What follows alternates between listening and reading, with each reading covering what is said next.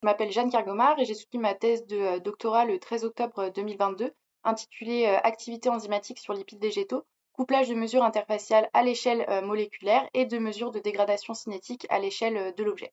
Donc dans ce contexte, j'ai travaillé pendant 3 ans au sein de l'Institut de physique de Rennes et en collaboration avec le CIRAD et l'INRAE de Montpellier, sous la direction de Véronique Vier et de Claire Beaulieu.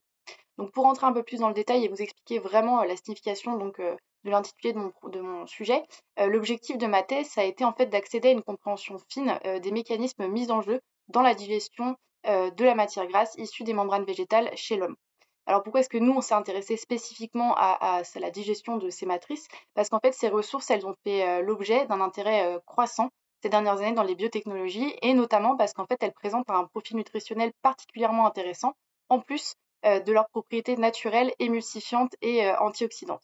Et en particulier, en fait, elles vont contenir des lipides spécifiques, donc que sont les galactolipides, et dont la digestion, en fait, la dégradation par les enzymes digestives va conduire à la formation d'oméga 3, qui sont essentiels au bon fonctionnement de notre organisme et qui ne sont apportés que par notre alimentation.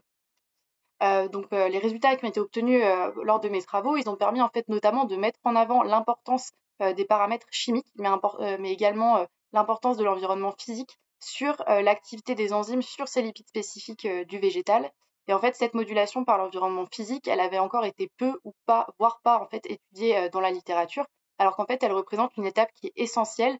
au bon développement de nouvelles applications alimentaires dans lesquelles les nutriments puissent être biodisponibles et bioaccessibles. Donc l'utilisation en fait de cette biomasse végétale, elle pourrait permettre le développement de nouvelles sources nutritives pour développer donc des applications alimentaires qui soient plus respectueuses de la santé et de l'environnement, mais également qui soient accessibles à tous.